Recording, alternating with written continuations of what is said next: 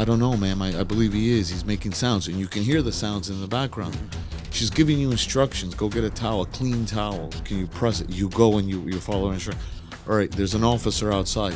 Go out with you. Leave the gun. You told her, I left the gun. The bullets are out. Whatever the clip.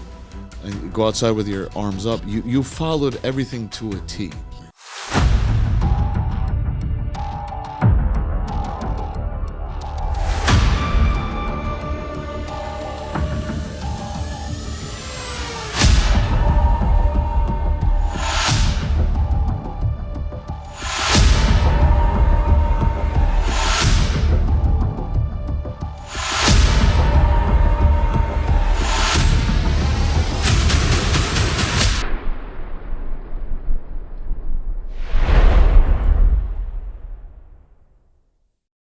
Ladies and gentlemen, welcome back to Crime and Entertainment. I'm here with one of these guys that you want to know, but you hope you never need.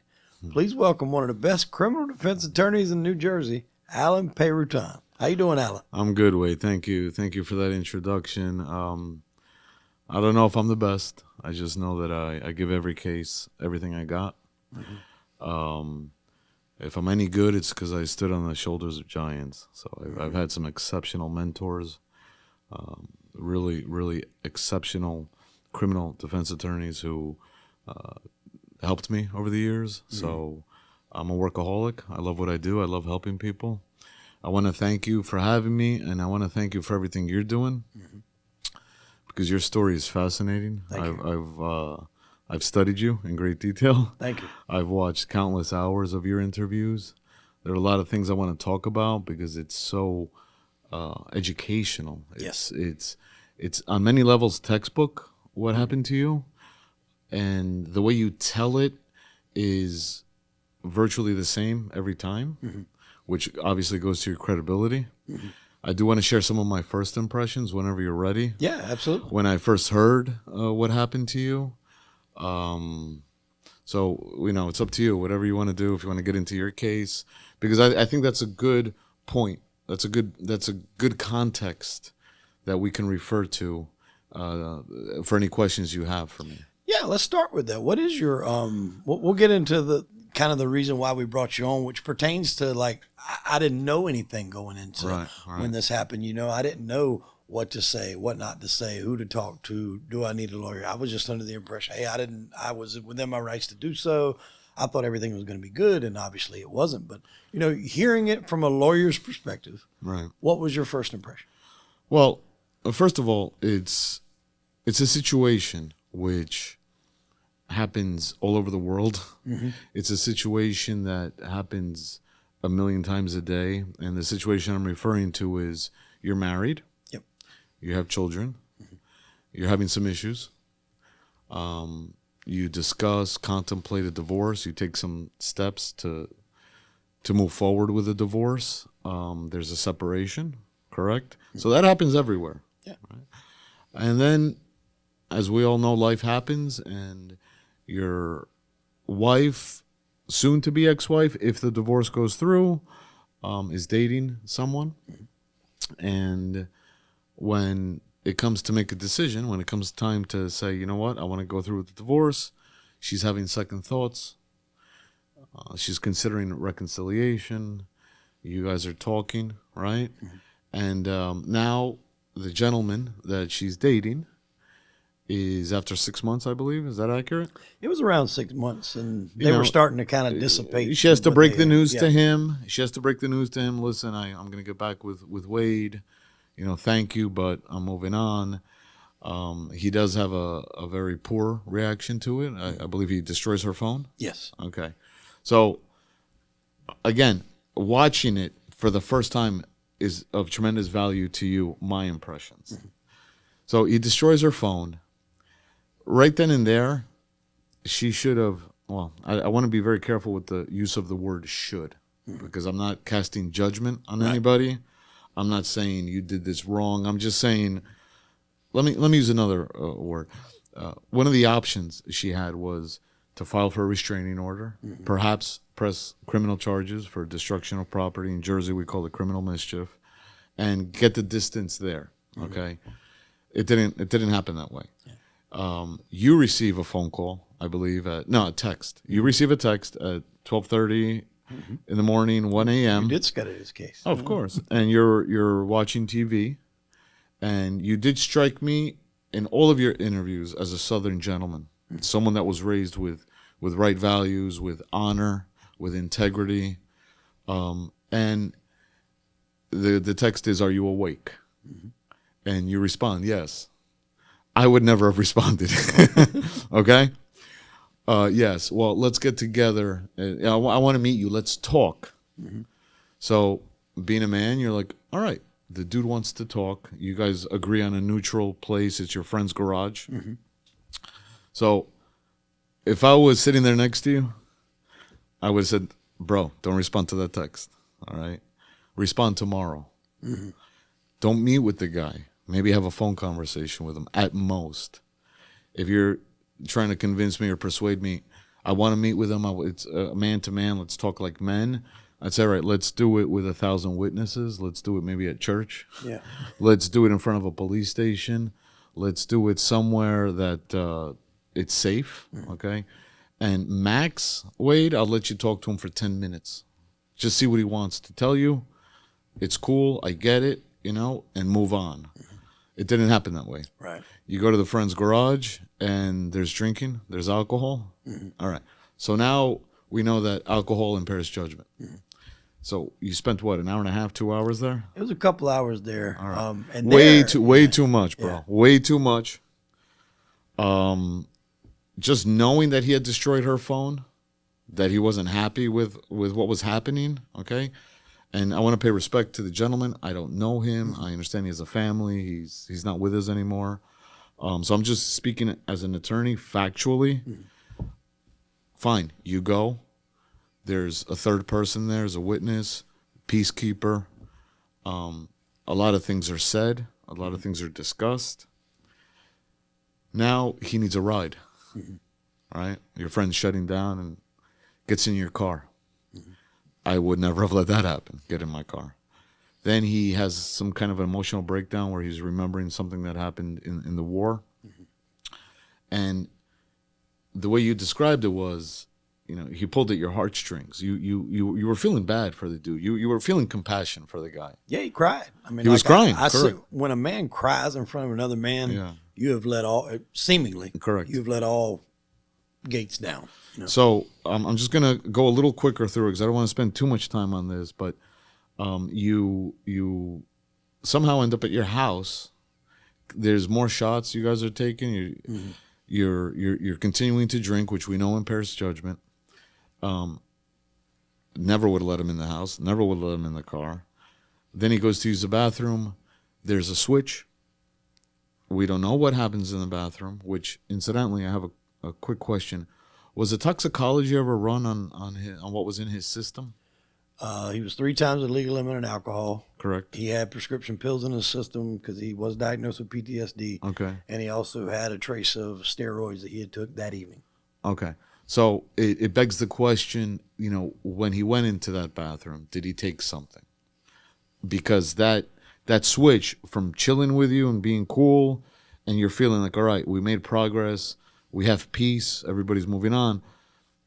It just begs the question, did he take something when he was in there? So we know how the story ends. He comes out, he's the aggressor, he attacks you, he's fatally wounded. Now, what my first impression of your 911 call, I've never seen one as good. I've never seen a 911 call that could be better than that. And what do I mean is your speech was not slurred. You didn't use any profanity, like, I just shot this effing guy. You weren't disparaging him in any way. You were calling his name. You were trying to see if the 911 operator was asking you, is he still breathing? And you're like, I don't know, ma'am. I believe he is. He's making sounds. And you can hear the sounds in the background. She's giving you instructions. Go get a towel, a clean towel. Can you press it? You go and you follow her instructions. All right, there's an officer outside. Go out with you. Leave the gun. You told her, I left the gun. The bullets are out. Whatever the clip. And go outside with your arms up. You followed everything to a T, and you sounded level-headed. So there's no it's very difficult to argue a premeditation. It was a very real time, so it was real and it was spontaneous. It was the way it was happening. As a defense attorney, I liked the facts. I liked the facts of a case to defend. We know that you retained a forensic expert that came to the crime scene. We know that there were 3 bullets. The third one you found during your investigation in the water bottles. The glasses on the kitchen counter were strewn to the side. There were glasses on the floor. There wasn't that much blood on the floor. Your mother was able to clean it with 2 paper towels. There were no scuff marks, allegedly, but your forensic expert found it. I was curious. I wasn't able to obtain the information in your interviews. The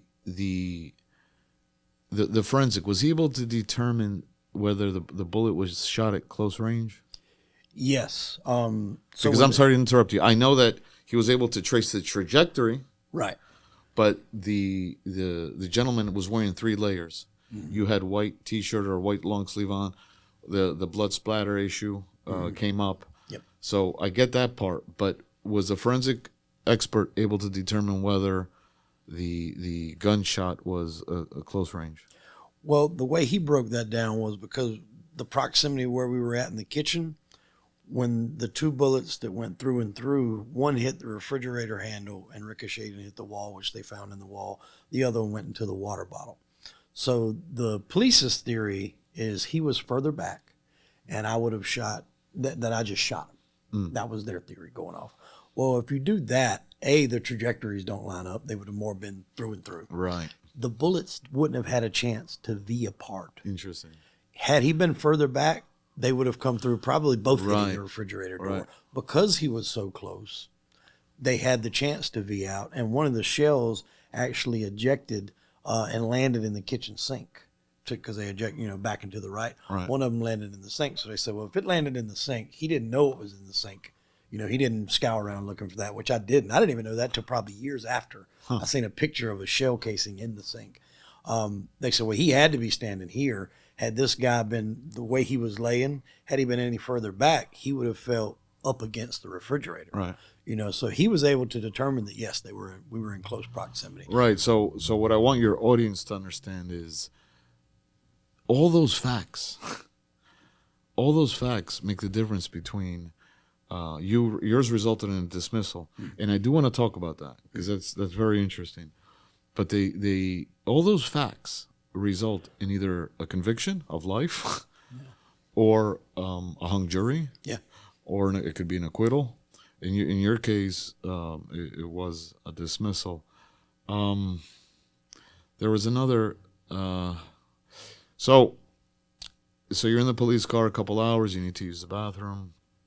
When they finally release you, this is what happens in a lot of cases. People don't know criminal defense lawyers. Right. Right? When do you ever need one? Yeah. Right? People do need real estate lawyers. They purchase a home. They need a closing, review a lease. They might need someone for a will. They might need someone to notarize something or divorce. Correct? So you reached out to your divorce lawyer. Yeah. And he used to be a cop. So that was a little bit of a help with that. A little bit of a help. I don't know the gentleman. I don't even know his name. I'm not casting aspersions on the quality of lawyer he is. Mm-hmm. However, I would never have let you submit any kind of statement. My understanding is that you wrote a statement. Mm-hmm. Well, when they let me go, like I said, I had to go to the bathroom. They let me go. They asked me, was there somewhere I could go while they finished their investigation? When they came there after they were done, he said, are you ready to answer some questions? And I was like, I knew enough to say I'm not answering anything without a lawyer present. Right. Which is huge. Yeah. Which is huge. They asked me who my lawyer was. I only had the divorce attorney at the time. I didn't know he was a former police officer. I said his name, and they said, well, we know Donnie. We'll set up something. And when I called him and let him know what happened, he said, well, write a statement tonight, bring it to me tomorrow at my office. We'll read it. And I said, so I got to go to the police station? He said, no, you're not going to the police station. Right. He said, I'm going to get a statement. Right. And I'm going to tell them to submit me the questions they want to ask you. And provided your statement answers all of them, I'm going to send it to them. He's like, you're not going to the police station. Right. I said, okay. So we did that. An hour later, after I left, I called him. I said, everything good? And he said, yeah, everything they wanted to know you answered in your statement. He's like, everything should be good. And I explained to him what happened. Right. And being a former cop, he said to me, it looks like a clean shoot. Right. But ultimately, that wasn't the case. So there's a number of problems with that. Number one, you have a constitutional right not to say anything. You can look at it as a negative right, correct? A statement, whether it's verbal in the police station, which we all know is being recorded, or a written statement, there are inherent dangers in doing that. Why? And again, I'm here to help, not insult anyone's intelligence. Have you ever met someone that doesn't use a word according to the definition? Yes. Someone who uses a word with an approximation to what it means, but that's not really the word they want to use. Okay. What if I told you the difference between a life prison term and your freedom hinged on one word, whether it's a pronoun, an article, an adjective, right? So the burden is on the government to bring the case against you. The burden is on the government to investigate. The burden is on the government to say, based on the totality of circumstances here, based on the facts we have here, we have probable cause. We're gonna generate a criminal complaint. Okay. You do not need to, nor should you, and I'm telling this to all your viewers, participate in that endeavor. Yeah. Okay. And the reason is, number one, from practical experience, I've never had a client so articulate, so persuasive, so convincing that everyone's like, you know what? Why are we wasting our time with this? Like, you know what? I'm sorry we wasted your time. It's never happened. The opposite happens. The more someone talks, the worse it is. And some people's memory is not excellent. Mm-hmm. They could put themselves somewhere that they weren't. During an investigation, you go and you talk to the police. They'll call and say, listen, your name came up in an investigation. Can you come down and talk to us? And they're like, I want to cooperate. I want to show them I have nothing to do with it. But while they're talking, they make so many errors. Or they can even start talking about something else they did, which wasn't even part of the investigation. And now they're getting arrested because they just basically gave a confession for something else. Mm-hmm. So under no circumstances should anyone give a statement, should they talk. There's another reason. There's time for that. You have a constitutional right to participate in your own trial. You can take the stand, right? Mm-hmm. You can tell your story at that time. Mm-hmm. That could be the first and only time you tell a story. You don't even have to do that. And the judge will give the jury the instruction that he has a right not to testify. Mm-hmm. And you cannot draw a negative inference that he's not testifying. And most people don't take the stand in their own trial, right? Or is that common? It's situational. So, okay. If it hinges on credibility, a he said, she said type situation, I always leave it to my client to decide. That's the client's decision whether they want to testify or not. At that point, we will have received all the discovery. I know you got a crash course in law with this. You learned a tremendous deal about the process and how it works. Yeah. But there's always time for that. I can also reach out to the prosecutor. In your state, they were called solicitors, correct? Yes, correct. So I could reach out to the prosecutor and say, listen, you got to meet my client. I want my client to give a proffer. I want my client to come in. Can you give him immunity for the day? He can tell you what happened, what went down. It cannot be used against him unless he testifies. Mm-hmm. And there's something that he said to us during the proffer, during the day of immunity. That contradicts. It's a king for a day or a queen for a day letter. Yeah. That contradicts it. Now we can use it to impeach him. I don't want to get too technical here. Mm-hmm. My point is, when do the police get involved? We're going to go through a few scenarios. They could be investigating a crime, and your name comes up, and they call you and say, listen, your name came up, we want to talk to you. Okay, when and where? Thank you. You hang up, you call a criminal defense attorney. And I want to help your audience how they should go about finding a criminal defense attorney. Right. Okay. Call a criminal defense attorney. In all likelihood, he or she will not let you go and give a statement. He or she will reach out to the officer, get more information. What is this about? Is my client the target, the subject of the crime? Like, is he the one you're looking at? Or, you know, you want, and sometimes they'll say, no, honestly, we just want to know if he saw this guy working here or if he has any knowledge regarding this person. Okay. So they'll tell you he's not the one that we're looking to get. I make a call. I find out, what is it about? Like, what is it? Is it a fraud crime? Is it a rape case? Is it a drug case? Like, what is it about? When did this happen? Oh, they're saying 4 months ago. Call my guy. Where were you 4 months ago? No, I was in France for the whole month. Yeah.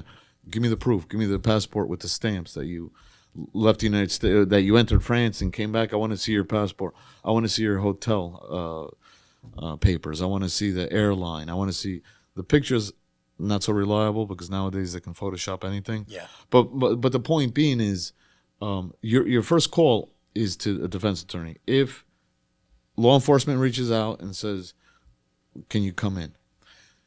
If they have an arrest warrant for you, which means they've been conducting an investigation, now they have an arrest warrant. That's when they break down your door. That's when you got a SWAT team. That's when, right then and there, you should not talk. Yeah. They caught you by surprise, right? Don't talk. We don't know what this is about. You may know what it's about, but you don't have to answer any questions. And it cannot be viewed negatively. An adverse inference cannot be drawn down the road that you lawyered up. And I think that's the biggest misconception with the general public is if they don't talk to the police or if they don't, openly tell them whatever they want to know. If they say, "Hey, I'm not saying anything," it looks guilty, and they try to clear their name. That's why, thank goodness, we have shows like yours. Yeah, yeah. Because we're trying to spread the word. We're trying to educate people. People watch crime shows, crime movies. There's this statistic which I'm not going to cite because I don't know where I read it, and it doesn't matter because statistics can be manipulated. But the average person has heard, "You have the right to remain silent. Anything you say can and will be held against you in a court of law. If you do not have a lawyer, we will provide one." They've heard it like 580 million times by the time they're 20, right? But when they're in that spot, when they're surrounded by law enforcement, which is very intimidating. I'm not saying it's not. I'm not downplaying it. When a few years ago I got a new car, I got pulled over for speeding. And I felt adrenaline. Yeah. It's an uncomfortable situation. And the people have nervous energy and they talk and they talk and they're trying to talk their way out of it. You can just very politely say, "I do not understand what is happening here. I understand I have a right to a lawyer." And once you say that, in Jersey, there's an attorney general a guideline, a directive, all cops have to wear body cameras. So if I have my client saying, "I don't understand, officer, what's happening, I want a lawyer," they can't be questioned. And if they are questioned, I can use that later for a motion to suppress. Right. Anything after that would be insubmissible. Well, the argument becomes stronger. Right. Okay. People get pulled over on a speeding ticket, and they could have contraband, CDS, controlled dangerous substance in the car, that's in plain view. And the officer can say, "Step out. Where were you going? Where were you coming from? What's that in the car?" You have a right not to say anything. And you shouldn't say anything. Now, if you're committing traffic infractions, there's nothing in the car that you're not committing any kind of felony. So use your imagination, whatever it is. Just be polite. Where were you going? Where were you coming from? That's fine. I got no issue with that. Bite the bullet, take the tickets, get the points on your license, fight it in court. But, don't go toe-to-toe with an officer. Right. I need a lawyer. Did you see you ran the red light? I profusely apologize, officer. Whatever your excuse is. But don't go to war, Don't go to war on a traffic ticket. Yeah, I think that's important, too. Some people don't need to make it worse than what it is. Correct, yeah. And I think that happens too. When you have a bad experience with law enforcement, as did I have, it turns you sour. And it's really disheartening because those are the people that you're supposed to rely on for help. And I'm not saying all cops are bad. I've got a brother-in-law that's a great cop. My grandfather was a cop and retired from the force, so I know that there are good cops out there that do right by the citizens. They protect and serve, which is the oath they take. But when you have a bad experience with one like I have, and like many people have, Right. Some people much worse than myself that done numerous years in prison, it turns you. And Right. you become, like you said, that you're very apprehensive. And I went back and reviewed all the footage from everything from me with that day, all the officers' body cams footage. And there's the footage of the woman talking to me in the back of the car. When originally they told me I wasn't being arrested, I was just being detained and put in the car while they done whatever they were going to do. And then she eventually came and she read me my rights and said I was arrested. And then asked me, did I want to answer any questions? And I told her no. Right. And I was sitting in the back of the car. Well, you had the wherewithal, the common sense, the common sense. I have to emphasize that to say no. Like this is huge. Like someone died. Yeah. Like I don't know what's going on, but in lesser felonies, lesser cases, people try to talk their way out of it. It's not going to happen. Yeah. Just wait. Just don't talk. Just be polite. Say I just want a lawyer. Mm-hmm. People also misunderstand Miranda and how Miranda works. So the example I just gave, where someone's driving and they have 100 kilos of fentanyl in the back. That's in plain view. Yeah. They get arrested. They're not being questioned. They get arrested right then. And the client comes in and says, but he didn't read me my Miranda rights. Miranda applies to what's testimonial in nature. So any confession, any admission, anything that you say that is inculpatory, if you weren't properly Mirandized when you said it, then we could file a motion to suppress your statement. Does that make sense? Yeah. But what you have in the car, you're like a lawyer, bro. Yeah. But what you have in the car, you didn't have to be Mirandized for that. Right. So there's a lot of misconceptions when it comes to Miranda. Mm-hmm. You said something in one of your shows, how it changed you. Oh, yeah. And you said, listen, before this happened to me, I'd see somebody arrested on the front page of the paper, and I would say, dude's guilty. Thank God they got him. Right? And then post this experience afterwards, you have a whole new objectivity. Mm-hmm. You're like, wait a second. I want to know what the other side of the story is. Mm-hmm. And that's music to my ears because shout out to my nephew, little George, who's here. I went to speak to his high school class. Mm-hmm.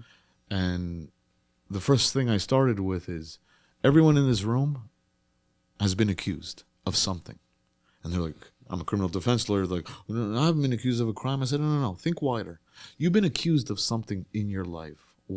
Whatever it is, losing the remote control. Maybe your sibling says, where's the remote to the TV? You lost it. I don't know. We grew up with that, right? Now everything's maybe different. You ate the last donut. You've been accused of something. Yeah. So my question, how did you feel? The next follow-up question. These are kids, right?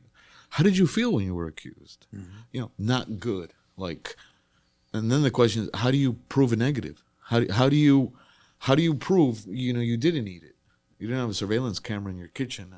How do you prove you didn't lose the remote control? There are ways to do that. Yeah.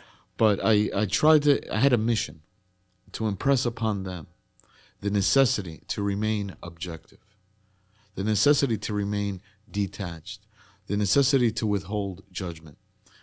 The name escapes me right now, but there's a Netflix documentary about a guy that was suspected of killing his mother. And all the evidence pointed to him. He listed her house on Facebook Market. His behavior was weird. I'll just put it that way. I think he took a polygraph and failed. There was no sign of the mother. The mother wasn't picking up the phone. It was going to voicemail. He had burned her property in the backyard in one of those metal barrels. Mm-hmm. And I'm a criminal defense attorney. As I'm watching it, I'm like, bro, this dude's up to something. the way I'm watching it. Yeah. Turns out she was 3 towns over, living, I believe, homeless, living on the streets, and everything the guy said turned out to be true.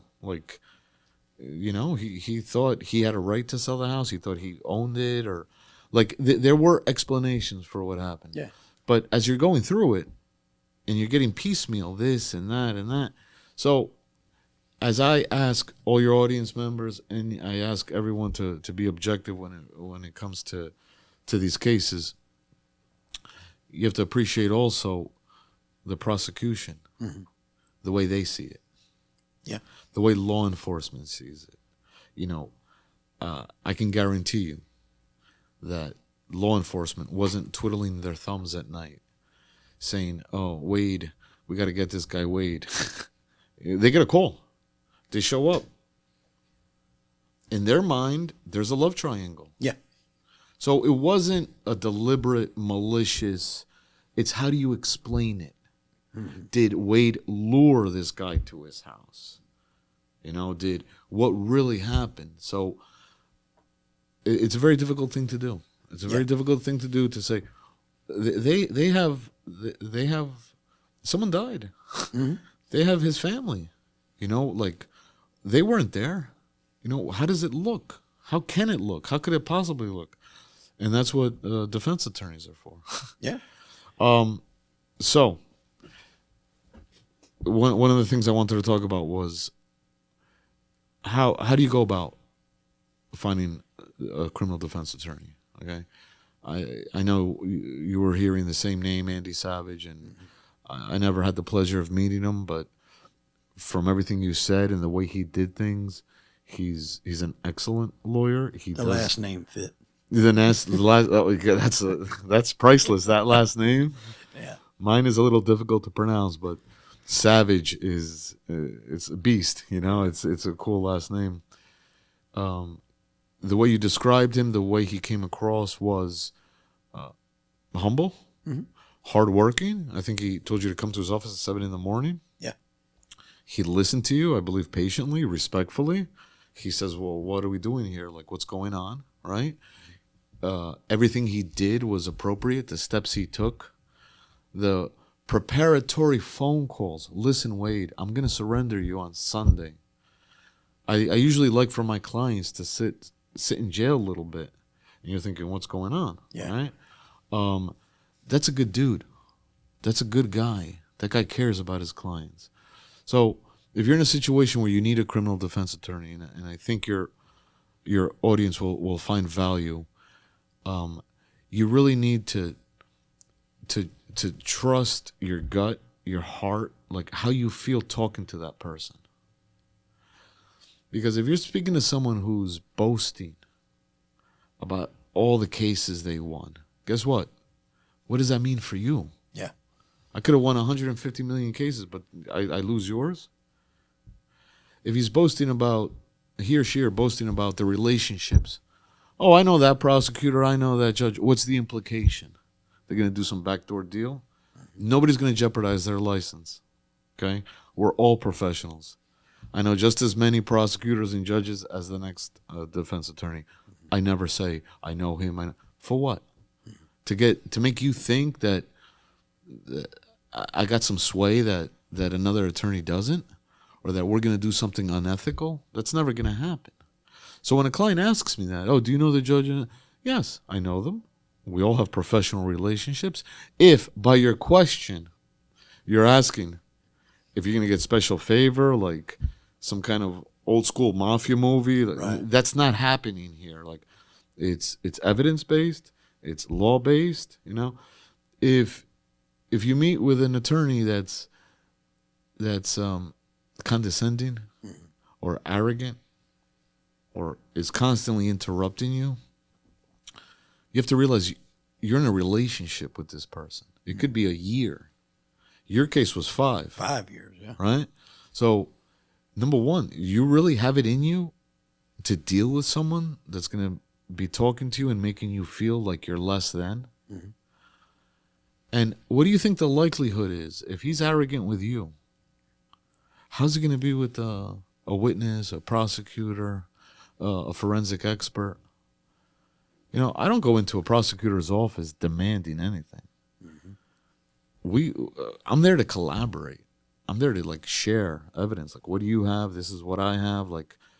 I don't see it fitting the elements of this crime. I think they overcharged them here. You know, when you're doing it, you didn't get a plea deal. You didn't get a plea offer. No. I never did. He expected for him to give me one, but none ever came. Right. But let's say there was a phase of plea negotiations. Do you really want the person representing you, handling your life, right, your future, to go in there arrogant and condescending? Right. Or do you want just a down-to-earth, respectful, intelligent, prepared attorney? Mm-hmm. So these are things that you have to feel. Yeah. You have to feel. Well, one thing I wanted to ask, too, I know you said you don't necessarily, want to allude to that you have relationships with certain judges, but as a criminal defense attorney, do you have a preference, like, of what judge you would like to see? Oh, absolutely. For bond reductions, things like that. Absolutely. Yeah. Absolutely. And that's fine. Yeah. We all have them. Yeah. I had a few this week. Yeah. Serious cases. And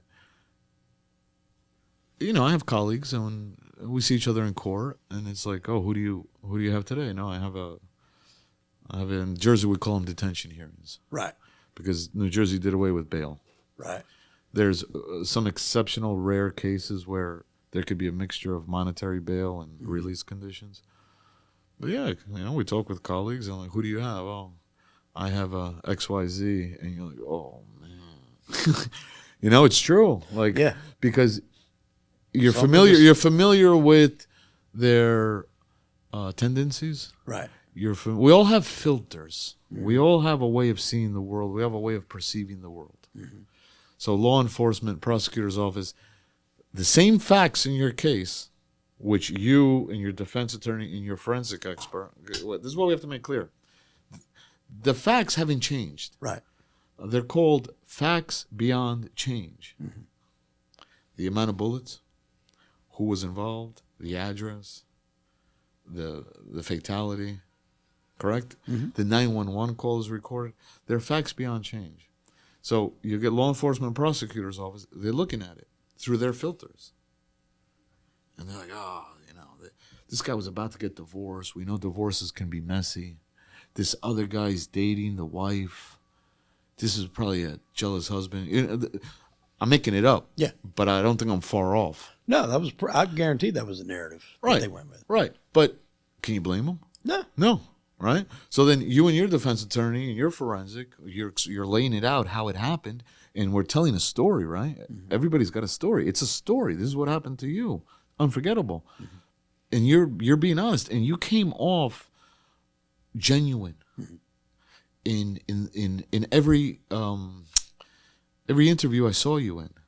And I went a step further. I'm like, he's handling things old school. Mm-hmm. He's talking to the guy man to man in person. So he can see your eyes, so you can see your face. We don't have a time machine. Mm-hmm. I think if you had a time machine, you would have maybe not responded to the text. Yeah. But you're explaining that to your attorney. Mm-hmm. And now your attorney is developing the same kind of conclusions about Wade that I did. Mm-hmm. Now, when I go to meet with a prosecutor, because they talk, they talked, right? Yeah. You're talking to them in court, in the hallway, on the phone. The advocacy is different. Mm-hmm. Because I feel comfortable saying, listen, man, this is a down to earth, humble guy. Like, and sometimes that's not the case. Mm-hmm. You had a clean record. Yep. You didn't have a criminal case history. There are no prior convictions. Sometimes I'll represent someone that's got a long jacket, mm-hmm. and there'll be things on the body camera that are extremely unpleasant. Mm-hmm. So I'm advocating for my client. I want to get him the best possible result. But I'm not going to start telling the prosecutor, listen, he's a sweet young guy. They saw the body camera footage like I did. Yeah. Where, the spitting in the cop and dropping F-bombs and whatever. I can't make the same presentation of who my client is based on those facts. Mm-hmm. Well, I want to ask you a question, and this might help me a little bit. So after it happened, it happened late Saturday night, Sunday morning. Monday is when I went and met with my lawyer and gave him my statement. Tuesday, the police came to my house, and I think later Monday they came to my house and wanted to question my wife. Well, she was still, not in good headspace. Right. And she said, I'll go Tuesday. So she went Tuesday morning and talked to him, and they also interviewed the gentleman whose house we were at before we went to my house. Right. They interviewed him Sunday morning. I don't know the time, but I do know the end of it because I got a chance to hear all these. Right. And he even says, like, as they're doing this interview, he's like, I'm going to be honest with you guys. Like, I'm still half drunk right now. Huh. Like, I've only had a couple hours. The friend who owned the house with the garage. Yeah. Right. And he's like, I had drank most of the day. He's like, so I'm a little out of it. They never went back and questioned him again. Oh. Never. Right. Even though he openly said, hey, I'm still half drunk talking to you right now. Right. They interviewed my wife. I heard she told the story. I mean, I listened to every word of it just to see if they could have taken anything that she said and twisted it. She broke down the story of, hey, I'm getting back with my husband. Told him he done X, Y, Z. And they still decided to charge me. Would that decision have come from the lead detective? Would it have come from the solicitor? Who makes that determination? So the lead detective must have called. You guys call them solicitors. We call them prosecutors. Yeah. New York, they call them district attorneys. Must have called the solicitor in your state and said, listen, I believe this is a homicide. These are the reasons for it. Can go ahead and charge them. I mean, other misdemeanors are, petty little crimes. They don't need to call a county prosecutor or a state prosecutor. But you brought something up so one of the detectives, you had a hearing, and the woman testified that there was one vial, and later it was discovered that she was wrong, that there were 2 or 3. It was in her report that there were 2. It was in her report. So we expect the best from law enforcement, all right? I allow a margin of error. I allow a typo. I allow you have to realize they don't handle just your case. Right. They're getting pulled in different directions. So I try not to. I try to explain to my clients, it's not a conspiracy theory. Mm-hmm. These mistakes at trial could ultimately help us because they go towards credibility. Right. They go towards completeness of the investigation. So I don't get upset when there's mistakes because I'm thinking, what does this support, this mistake? What does this challenge, this mistake? Going back to the earlier point of clients talking too much. I told him I'm a Capricorn. Okay, that's your zodiac sign. Like that's irrelevant. Like that, And she put in the report that I'm Sagittarius. I said, okay, I'll make a note of it, but it doesn't go to the truth of the matter. It doesn't go to what's the issue here. Was it a justifiable shooting? Was it self-defense? And that was, she had recently been promoted to detective, and I don't want people for one second to think I'm disparaging women by saying this. Right. But in this situation, it happened to be a woman. Right. And she was recently promoted to detective. I was her first murder case that she got after the promotion. Right. And, it was just, to put it plainly, it was botched. A lot of the investigative work was botched. They didn't find one of the bullets, which is insane in and of itself. If there's 2 exit wounds on the body, then common sense would tell anybody there's 2 bullets somewhere in that house. Right. If you didn't find but one, you still got one somewhere around. Or why didn't they go back and talk to the witness who was there with you guys? Yeah. Although if he was in a drunken stupor the night before, I don't know how reliable his memory would be either. And that could have been. But it goes to your point to comprehensive, so it's your life, correct? Mm-hmm. You want 100% focus on every detail. Yeah. And I've experienced that we have enough to go forward with it. Yeah. Now you figure it out. because we have another homicide, we have another home invasion, we have another, whatever the case may be. At the end of the day, it's how many of those details were wrong. Yeah. There's another Netflix documentary. Is a high school football kid that was charged with, I think, abusing a child or something, and he got convicted and went to the Supreme Court and it got reversed. But during one of the hearings, his defense attorney cross-examined one of the detectives, and I was surprised.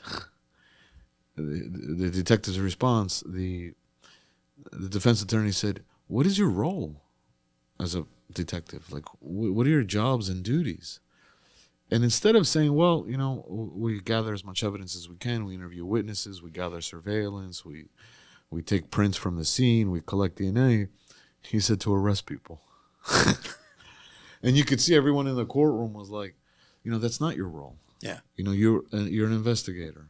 And one of the things I discovered, Wade, early in my career was, you know, I'm like a Sherlock Holmes. I'm a detective too. Like, so much of my job is investigative work. It's detective work. You know, a client comes in, tells me a story, and I'm like, wonderful.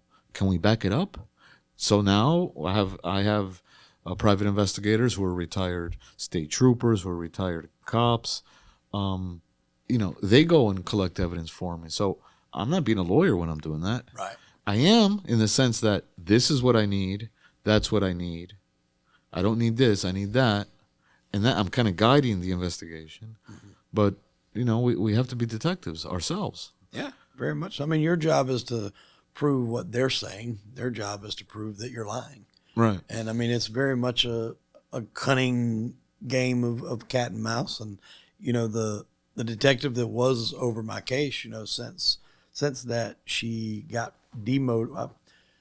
I can't say she got demoted, right, because she chose, probably voluntold, if you get my drift, right, to take a job that was different. Right. Then eventually, I think her current job, if she hasn't got, there's rumors that she recently got fired, but her current last job that she had was a school resource officer at an elementary school. Well, two things. I want to talk about a point you made about how fortunate and blessed you were to be able to afford a defense attorney, and how many people can't. And I also wanted to talk about what I perceive to be maybe a stroke of luck in your favor, because the solicitor assigned to your case also moved on. Correct? Yes, the original one that was on it from the very beginning, who I think had a desire to maybe go one-on-one with Andy Savage in court. Maybe. I don't think I was, because I watched them two talk back and forth, and they were talking some lawyer lingo that I really didn't understand. My lawyer was wanting to pull all of his Army records, and he was like, well, you're going to have to pay for it. It was like they're basically going to have to do a situation where it was going to cost me money to file papers to get them. And instead, he could have just given them. And he's like, well, I'm not going to give them to you. And he's like, well, you know, I'm going to do this, and I'm going to get them anyway. He's like, well, that's what you're going to have to do. And they're smirking, they're talking back and forth. I'm sitting right there in the middle, and I'm just like, you could tell he was kind of, I think, wanting to go one-on-one with Andy Savage. Right. And then, yes. But was that first solicitor a woman? No, the first solicitor was a man. And then the second was a man? Second one was, well, it actually went through three. Okay. The first one was a man. Right. The second one was a woman who I never met. Okay. By the time she was only in there a couple months, and then she got replaced by a third man, and that's the one we ultimately. Okay, so it was man, woman, man. Yeah. Okay. Well, the gender doesn't matter. Yeah. I just wanted to get the chronology right. Like you said, it could have been a personality issue. Your attorney perhaps could not have approached the first one the way he did the third one. Right. So that's why I said it was kind of a stroke of luck, because that's happened to me. That's happened to all of us. You're working with someone, for whatever reason, there's just no rapport, or I have my own opinions on some of the prosecutors, why they take certain approaches or positions. And it cuts both ways. I could be working with someone who's awesome, delightful, pleasant, responsive. We're making progress. and then they go to another unit within the prosecutor's office, maybe from sex crimes to street crimes or something like that, or violent crimes that could be assigned to a trial team. And then the next prosecutor that comes in has no idea about the file because they've never seen it before. I make the same efforts, the same arguments. I present the same evidence that I did with the first one where I was making progress. And it's like starting from zero, and I'm not making any progress. Yeah. Are you surprised they didn't offer me a plea deal?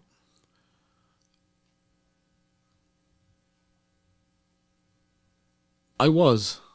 Yeah. I was. And the simple reason was the alcohol. Mm-hmm. Well, I do want to clarify. I know you had said when we went to the garage, there was drinking. I didn't drink anything at the garage. Okay. They had some beers there. I didn't drink anything. Now, when we got back to my house, me and him done 2 shots. Okay. And so I don't even know technically if I would have blew, to be impaired by then. Right. The other thing is they didn't even test me. They didn't even alcohol test me. Interesting. Even though I watched the body cam footage of the officers talking, and one of the first female officers that was there, she just kept saying to everybody come up, they both smelled of alcohol, and he smells like a brewery, and probably been drinking all night. And I'm just like, about you? Yeah. Well, I guess about him too. I guess I could smell on him too. But I mean, I'm sitting in a car thinking like I had 2 shots. Right. Now, granted, it was right after one of them, but all this happened. But like we had 2 shots. So I did have a curiosity, and you may have said this in one of your podcasts. I didn't hear it, but you had the gun on your right. Yes. And it was a 9mm. Yes. And it was it had the safety on. I don't think so. Okay. I don't know if it was a safety on that one. Because what your audience also, it would benefit them tremendously to understand that your life that night, your actions that night are seen in a frame by frame microscope. Like it's, every frame is under a microscope, and you're being scrutinized and questioned, and why this and why. But when you're living it, bro, it's like that. It happens in a heartbeat, right? Dude comes out, attacks you. We know the story. But after that, every millisecond, nanosecond is examined and scrutinized and questioned, and why. So I wasn't aware of the amount of alcohol that was consumed. I thought you would get a plea offer to maybe manslaughter. That's what I thought too. Yeah, because your judgment was impaired. I mean, they can make arguments for that. Now, you in all of your interviews, you come across as a grateful person. Like, I am just so grateful that I was able to, at the time. I think your wife helped you with her credit cards. She put like 20 on each or something. You said. Yeah, my wife put 20,000 on one card, 10,000 on another, and my mom put 20,000 on a card. We paid 50,000 up front. So that's rare. Yeah, you're the exception rather than the rule, and you do make it a point when you're talking about being objective that how so many people don't have the resources to fund a private defense, and compared to like Jersey or New York, that was a fraction of what you would be charged up here. And that's the part that's sad, because timing is of the essence. Like, time is of the essence. Like, it's very important early on to lawyer up. Yeah. Because that's when witnesses' memories are fresh. That's when a forensic expert can come to an undisturbed crime scene. That's when the advice of counsel not to talk is so crucial. We do have a constitutional right to an attorney. We don't have a constitutional right to the attorney of our choice. So public defender offices are overworked and underpaid. And, for example, in New Jersey, we do have experts. The public defender's office does have experts that do help. But my understanding, and I think it's accurate, is that it's limited. Who's on the list? They have to be vendor approved, right? They have to be a New Jersey Office of Public Defender approved vendor. And then the specialties, I don't know how many of them are covered. But again, you were able to fund your own private forensic expert. Right. And the man did right by you. Yep. Okay. In a lot of these cases, the plea is the safest way out. Yeah. Because you must have learned about a trial tax, correct? Oh, yeah. So a trial tax is, okay, you want to go to trial on 5 felonies? Each felony carries a 5-year max. If you lose, you're facing 25 because you're facing the max on each and the risk that it could be run consecutive. Yep. All right? You get an offer that says, listen, in Jersey we call it a 364, which is 1 day less than a year in county. County. You don't have to go to a prison. And they're like 25 years, but I didn't do it. And my advice is, listen, you have to live with yourself. If you really didn't do it, you want to go and clear your name, or you had nothing to do with it. After I show them the evidence, like it's not just I didn't do it. Yeah. But after we reviewed all of the evidence and I point out the strengths and weaknesses of the government's case, because the burden is on them, right? And I say, or you do a 364 and a year flies by and you're done. Yeah. That's a very difficult position to be in. Yeah. And that's a lot of times what people, don't understand of why people make cop to deals if they are innocent, because you don't want to take the risk of going and looking at that long time in jail. And, that's one of the reasons why I asked you to come on. I'm grateful you made the trek over from Jersey to be here, because so many people don't know. And it's not just, you don't need to watch this if you're you do need to watch it if you need a criminal attorney. It's good information. But you need to watch it just to have it in your mind, because you never know when you'll need one. It could be something as simple as, how many times we go to a bar on a Sunday, we watch a football game, have a beer, depending on how many, if your team's winning or losing, you might have 2. You come out, somebody pulls out in front of you, you hit them. Bad case scenario, somebody in that car passes away. Maybe you weren't even at fault, but now because of the outcome, you never know. It can happen in a split second where you are in the mix of it, and these are just things that you really need to know. So I can't tell you how grateful I am for you coming over and doing the show, my friend. I really appreciate it. I love it, bro. We hit it off when we first spoke. Yeah. We just, I don't know how long we spoke for, but it's closing in on an hour. Right? Yeah, but you were just a cool dude, bro. And I love talking to someone who's not a lawyer, right? Who's got the knowledge, yeah, of a lawyer, and you lived it. Yeah, you lived it, and that's a very difficult thing to live through. And you're doing something with that experience. You're helping people. I just want the takeaways to be lawyer up, as frequently and often as you can. Get a good feeling about the attorney you're gonna have a relationship with, because in your case it went on for 5 years. Don't give a statement. Yeah. You always have time to give a statement. If the difference between freedom and life in prison is one word, do you really want to risk that one word? And be objective. Next time you hear the worst about a coworker, a neighbor, just turn a deaf ear to it, because you don't know. Yeah. Because the stories come in and you're like, okay, this makes sense. It's not what you hear. It's what you have to actually see and witness and get into and see all the evidence and be thorough with it. So I'm here to help people, man. Well, thank you very much for coming over. I appreciate it. My pleasure, bro. Ladies and gentlemen, as I said in the opener of this video, I hope you don't ever need him, but if you do and you're in the New Jersey area, definitely look him up. Alan, we appreciate it, my friend. God bless you, brother. Thank you. I appreciate it, Wade.